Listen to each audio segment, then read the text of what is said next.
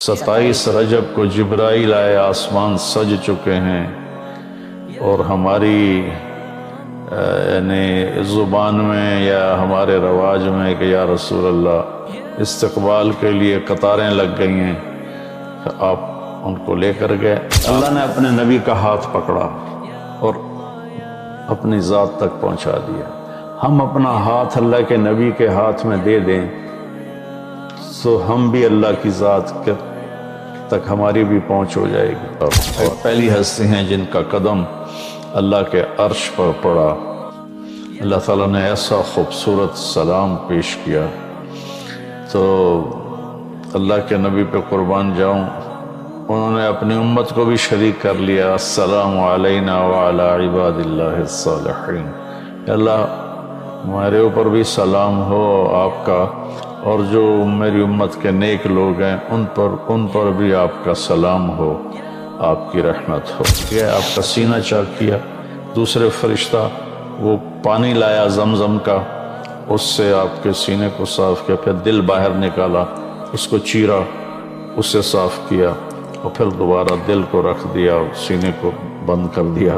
اب یہ سارا کچھ اپنے ہوش میں دیکھ رہے تھے۔ اور پر جبریل نے کہا یا رسول اللہ بس آگے میرے پاس ویزا کوئی نہیں ہے، ایک بالشت بھی اوپر جائے، ایک گٹھ بھی اوپر جاؤں گا تو جل کے راکھ ہو جاؤں گا۔ کہ محمد سے وفاتوں نے تو ہم تیرے ہیں، یہ جہاں چیز ہے کہ لوح و قلم تیرے ہیں۔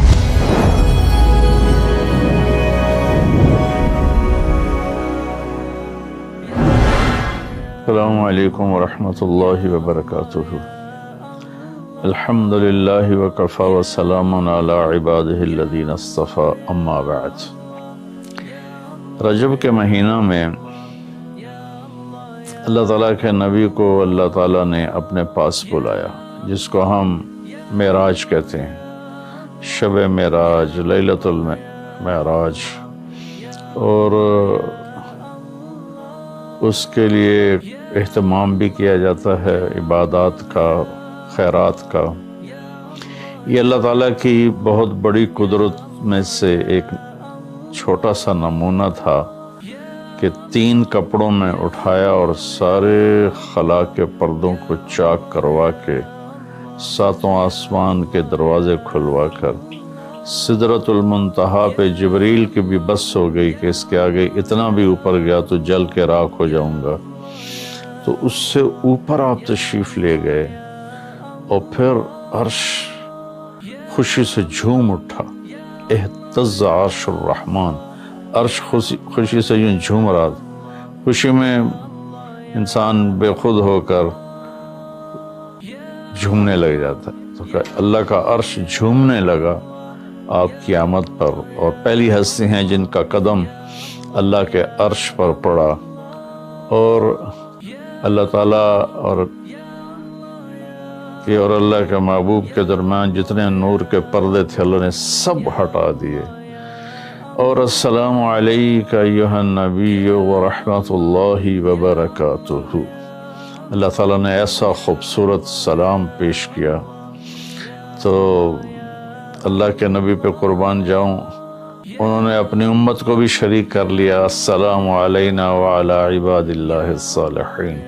اللہ ہمارے اوپر بھی سلام ہو آپ کا، اور جو میری امت کے نیک لوگ ہیں ان پر بھی آپ کا سلام ہو، آپ کی رحمت ہو۔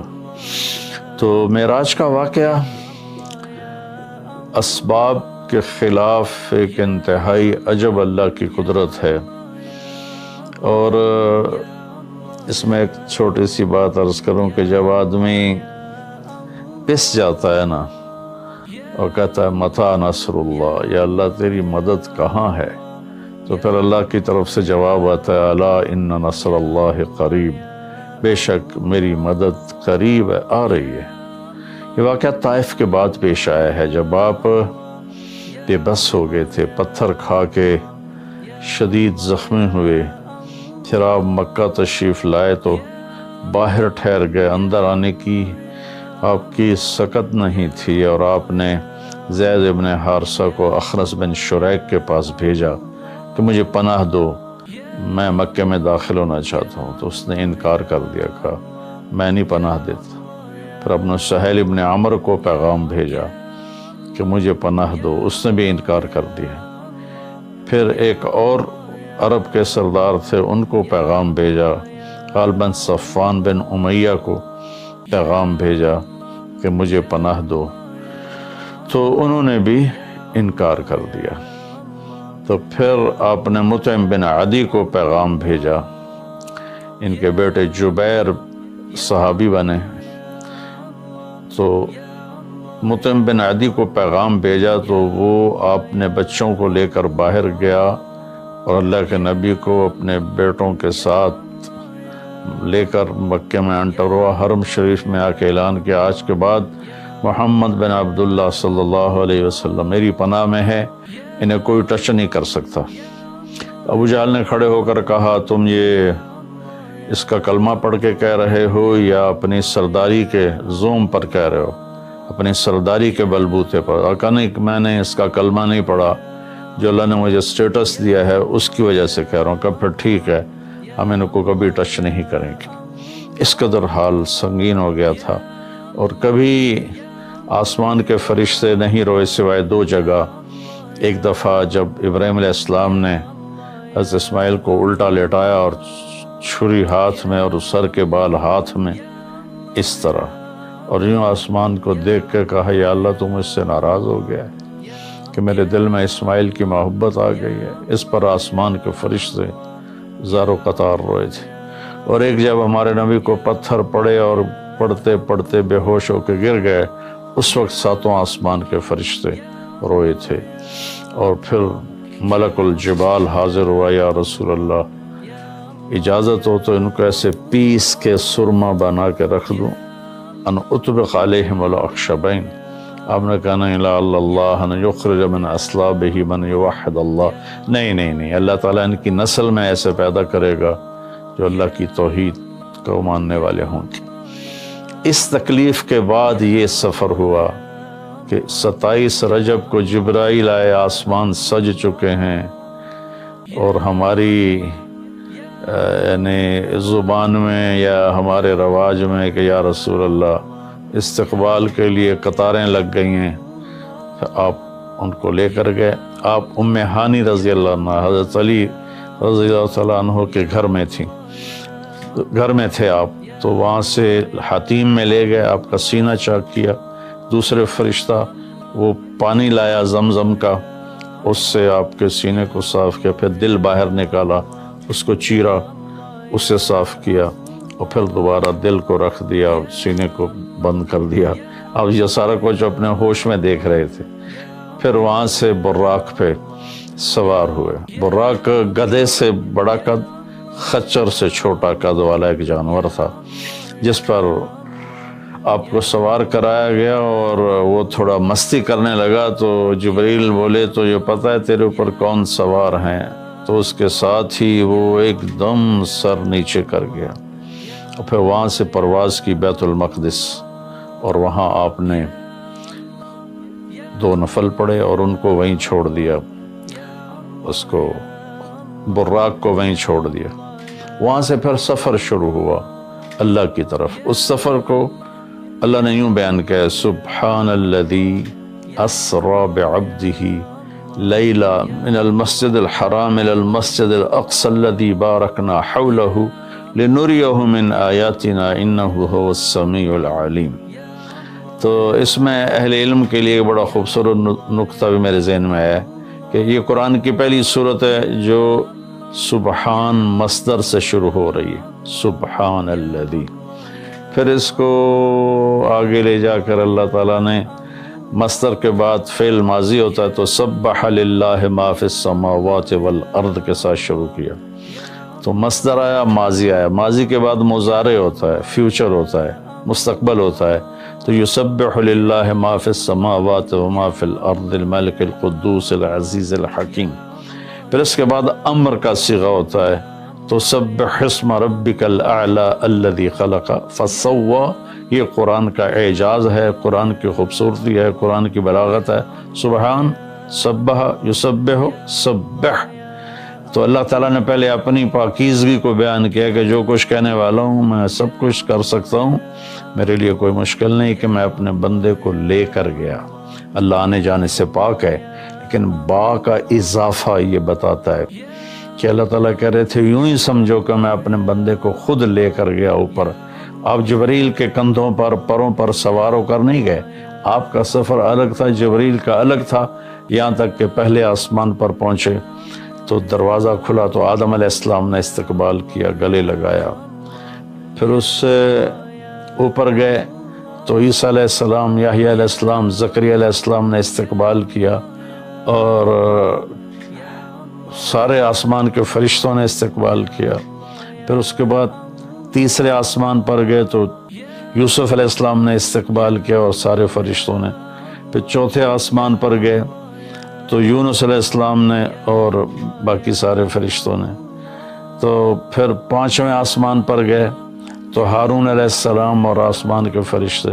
پھر چھٹے آسمان پر گئے تو موسیٰ علیہ السلام اور موسیٰ علیہ السلام کے آسمان کے فرشتے۔ اس دن اللہ نے، میرا کہ میں نے پڑھا کہیں نہیں لیکن مجھے لگتا ہے کہ اس دن اللہ تعالیٰ نے سارے فرشتوں کی عبادت کی چھٹی کرا دی ہوگی اور فرمایا ہوگا بس میرے محبوب کا دیدار کرو، استقبال کرو، آج یہی تمہاری عبادت ہے، کیونکہ ہر فرشتہ بے قرار تھا کہ دیدار ہو جائے۔ پھر اب ساتویں آسمان پر گئے، وہاں ایک بیت اللہ تھا، وہاں ایک بزرگ سفید داڑھی والے یوں کر کے بیٹھے ہوئے تھے، یوں کر کے، اور لمبے ان کے بال تھے، لمبی داڑھی تھی، وہ نہیں اٹھے، وہ بیٹھے رہے۔ جب اب قریب آئے تو وہ کھڑے ہوئے اور کہا میرا بیٹا آ گیا۔ پہلے نبیوں نے کہا ہمارے بھائی آ گئے، ہمارے بھائی آ گئے، ہمارے نبی آ گئے۔ اس بزرگ نے کہا میرے بیٹے آ گئے، میرے بیٹے آ گئے۔ تو آپ نے جبریل سے پوچھا یہ کون بزرگ ہیں؟ تو انہوں نے فرمایا یہ آپ کے دادا ابراہیم علیہ السلام ہیں۔ اس میں اللہ نے ہمیں سبق دیا کہ بیٹا کتنے ہی عالی مقام پہ چلا جائے، اس کے ذمہ ہے اپنے ماں باپ کا ادب کرے، ان کے پاؤں چھوئے، ان کے سامنے سر جھکا کے چلے۔ یہ ہواؤں میں اڑ جائے، عرش کو چیر کے اللہ تک پہنچ جائے، پھر بھی باپ کے آگے، ماں کے آگے سر جھکانا ہے۔ اور یہ سبق عملاً اللہ نے امت کو سکھایا، پہنچایا کہ اللہ تو جانتے تھے کہ یہ امت اپنے والدین کی کتنی نافرمان ہوگی، اور کتنے ماں باپ ہوں گے جو چھپ چھپ کے روئیں گے، کتنی مائیں ہوں گی جو دوپٹے کے پلو میں اپنے آنسو چھپا لیں گی اپنی اولاد کی نافرمانی کی وجہ سے، بدتمیزی کی وجہ سے۔ میرے نبی سے پوچھا گیا یا رسول اللہ قیامت کب آئے گی؟ تو آپ نے فرمایا اللہ کو پتہ ہے، کیا کوئی نشانی فرما دیں؟ ارشاد فرما دیں کہ جب مائیں بیٹیوں کے ہاتھوں ذلیل ہوں گی تو قیامت آئے گی۔ یعنی بیٹے تو کرتے ہی رہتے ہیں، اگر بیٹیاں بھی ماں کو ذلیل کریں گی تو قیامت آ جائے گی۔ تو یہ اتنا بڑا مقدس رشتہ ہے۔ آپ نے فرمایا جس نے اپنے والدین کو دکھ دیا اس پہ اللہ کی لعنت، زمین آسمان کی لعنت، فرشتوں کی لعنت، نہ اس کی نماز قبول ہے، نہ روزہ، نہ صدقہ۔ اور دوسری طرف آپ نے فرمایا جو صبح صبح ماں باپ کی زیارت کر لے تو صبح سے شام تک جنت کے 2 دروازے اس کے لیے کھل جاتے ہیں۔ نہ حال پوچھا نہ خدمت کی، صرف آ کے زیارت کی محبت کی وجہ سے۔ شام کو آ کے ان کی زیارت کی تو صبح تک جنت کے 2 دروازے اس کے لیے کھلے رہیں گے۔ پھر ان میں کوئی ایک فوت ہو جاتا ہے اور یہ اس ایک کی بھی ایسے تعداد کرتا ہے، زیارت کرتا ہے، ایک دروازہ کھلا رہے گا۔ تو یہ اس میں ایک بہت بڑا سبق تھا ماں باپ، چونکہ پہلا قصور تو ماں باپ کا ہے کہ وہ بتاتے ہی نہیں، وہ تعلیم ہی نہیں دلاتے جس سے پتہ چلے کہ ماں باپ کا مقام کیا ہے۔ اسی میں ہماری نسل ڈپریشن کا شکار ہو گئی۔ تو انہیں کیا پتا باپ کون ہوتا ہے، ماں کون ہوتی ہے؟ تو آپ وہاں سے تشریف لے گئے تو سدرۃ المنتہا، جہاں بارڈر آ جاتا ہے ان مخلوقات کا، بارڈر پر جبریل نے کہا یا رسول اللہ بس آگے میرے پاس ویزا کوئی نہیں ہے، ایک بالشت بھی اوپر جائے، ایک گٹھ بھی اوپر جاؤں گا تو جل کے راکھ ہو جاؤں گا۔ اللہ نے ایک تخت اتارا، اس سے اپنے محبوب کو بٹھایا اور وہ گئے بلندیوں کو چیرتے ہوئے، اس نے عرش پر جا کر لینڈ کیا، آپ اترے اور میرے اللہ تعالیٰ نے کہا ثم دنا فتدلی فکان قاب قوسین او ادنی۔ اللہ تعالیٰ نے اپنے محبوب کو اپنے قریب کر لیا، اتنا قریب کیا کہ فاصلے مٹ گئے، فاصلے مٹ گئے۔ تو بھائیو پھر لمبا واقعہ ہے، اور لوگ آج کل اتنا لمبا سنتے بھی نہیں ہیں، تو میں صرف جانے کا بتا دیتا ہوں۔ واپسی کا بھی پورا ایک کہانی ہے، جنت دکھائی، جہنم دکھائی، جنتی دکھائے، جہنمی دکھائے، سارا کچھ دکھایا، سود خور دکھائے، بے نمازی دکھائے، نمازی دکھائے، اپنے سب کو اپنی آنکھوں سے دیکھا، جہنم کو بھڑکتے دیکھا، جنت کو چمکتے دیکھا، جہنم کو دہکتے دیکھا اور جنت کو مہکتے دیکھا۔ یہ سب کچھ آپ نے اپنی آنکھوں سے دیکھا، اور پھر آپ واپس تشریف لائے۔ تو جب آپ پہنچے تو ابھی رات کا حصہ باقی تھا، اور رات گزری نہیں تھی جب آپ اتنی بڑی کائنات کا سفر کر کے واپس تشریف لائے۔ تو اس میں ایک بڑا سبق ہے، وہ یہ ہے کہ اللہ نے اپنے نبی کا ہاتھ پکڑا اور اپنی ذات تک پہنچا دیا۔ ہم اپنا ہاتھ اللہ کے نبی کے ہاتھ میں دے دیں تو ہم بھی اللہ کی ذات تک ہماری بھی پہنچ ہو جائے گی۔ اگر کوئی بڑائی کے سفر طے کرنا چاہتا، بڑا آدمی بننا چاہتا ہے کہ میں تو جی گریٹ مین بننا چاہتا ہوں، میں کامیابی چاہتا ہوں، میں سکسیسفل لائف چاہتا ہوں، تو کامیابی ہے کہ میرا آپ کا اللہ ہم پہ راضی ہو، جب ہم مریں تو وہ ہم سے خوش ہو کر ملے، ہمیں جنت کا پروانہ دے۔ یہ ہے کامیابی۔ یہ نہیں کہ آپ بڑے مالدار بن گئے، آپ امریکہ کے صدر بن گئے، یہ نہیں ہے کامیابی۔ یہ ہے کہ آپ سے مجھ سے اللہ راضی ہو جائے، یہ سب سے بڑی کامیابی ہے۔ تو اللہ تعالیٰ کے نبی کے ہاتھوں میں ہاتھ دے دے تو اللہ تک پہنچائی آسان ہو جائے گی۔ ایک واقعہ سنا کے ختم کرتا ہوں۔ ایک بدو آیا، کہنے لگا ہے محمد، آپ نے کہا جی۔ اب بدتمیزی کا جواب بدتمیزی سے نہیں، پیار سے دیتے، جی تیری 3 باتیں بڑی عجیب ہیں۔ آپ نے کہا کیا؟ تو کہتا ہم باپ دادے کا دین چھوڑ کے تیرے دین پہ آ جائیں گے۔ ہم کیوں چھوڑیں باپ دادے کا دین؟ کہا اچھا اور؟ تو کہتا ہے کہ ہم مر کے مٹی ہو جائیں گے اور پھر دوبارہ زندہ کیے جائیں گے۔ کہا اچھا اور؟ تو کہتا ہے سورے عرب کو تیری امت فتح کر لے گی، ایران اور یورپ کو بھی تیری امت فتح کر لے گی۔ تو یہ کیسی بچوں والی باتیں کہا، ان کو روٹی نہیں ملتی، اور یہ سنا رہا ہے ان کو کہ اس سے کیسر اور کسرا 2 بڑے بلاک تھے اس وقت۔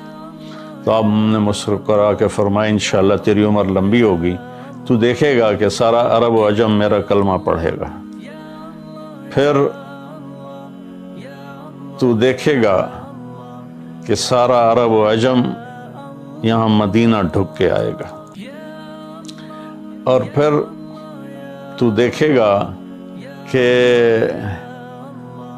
اللہ تعالیٰ قیامت کے دن تجھے بھی کھڑا کرے گا، مجھے بھی کھڑا کرے گا، اور میں تیرا ہاتھ پکڑ کے تجھے یاد دلاؤں گا کہ ہو گیا یہ زندہ ہونا کہ نہیں ہوا۔ تو وہ کہنے لگا نہیں میں نہیں مانتا، تو چلا گیا۔ اس نے پھر ابوبکر صدیق کے دور میں دیکھا سارا عرب فتح ہو گیا، کہنے لگا پہلی بات تو پوری ہوگی، ساری قوم نے کلمہ پڑھ لیا۔ حضرت عمر کا زمانہ آیا تو کیسر اور کسرا پٹ گئے، تو کہنے لگا دوئی گل بھی پوری ہوگی، ہن باویں تری ہو ہی نہ جاوے کدائیں، چلیے بھائی کلمہ پڑھیے۔ تو وہ وہاں سے اپنے علاقے سے آیا، حضرت عمر کے دربار میں آ کر اس نے کلمہ پڑھا۔ جب وہ آپ کی محفل میں آتا آپ اس کے لیے کھڑے ہو جاتے، بڑا اکرام کرتے۔ تو ایک دفعہ فرمایا کہ تم دیکھتے ہو میں اس بدو کا بڑا اکرام کرتا ہوں، میں اس محفل میں تھا جس میں اللہ کے نبی نے کہا تھا کہ رہے گی تیسری بات تو تیرا ہاتھ پکڑ کے بتاؤں گا کہ ہوئی کہ نہیں ہوئی، ہم مر کے زندہ ہوئے ہیں کہ نہیں ہوئے، اور قیامت کا دن جس کا ہاتھ میرے نبی کے ہاتھ میں آ گیا وہ جنت میں پہنچانے سے پہلے کبھی نہیں چھوڑیں گے۔ تو یہ وہ شخص ہے جس کا ہاتھ میرے نبی نے پکڑا ہوا ہے، اس کو جنت تک پہنچا کے چھوڑیں گے۔ تو میرے عزیزوں، میرے بھائی بہنوں، بچوں بچیوں، ہم مختلف قسم کی نافرمانیوں کا شکار ہیں، اور اس میں ہم لذت ڈھونڈتے پھر رہے ہیں اور فرسٹریشن کا شکار ہیں۔ ہماری نئی نسل نشوں پہ لگی ہوئی ہے، اللہ کے واسطے سب سے ہاتھ چھڑا کر اللہ کے نبی کو اپنا ہاتھ پکڑا دو، وہ آپ کو یوں پکڑیں گے اور اللہ پاک سے جا کر ملا دیں گے، اور فرشتے بھی آپ پر رشک کریں گے۔ یہ واقعہ معراج کی اصل تھیم ہے، اور واقعہ معراج کا اصل پیغام ہے کہ محمد سے وفاتوں نے تو ہم تیرے ہیں۔ یہ جہاں چیز ہے کہ لوح و قلم تیرے ہیں۔ السلام علیکم ورحمۃ اللہ۔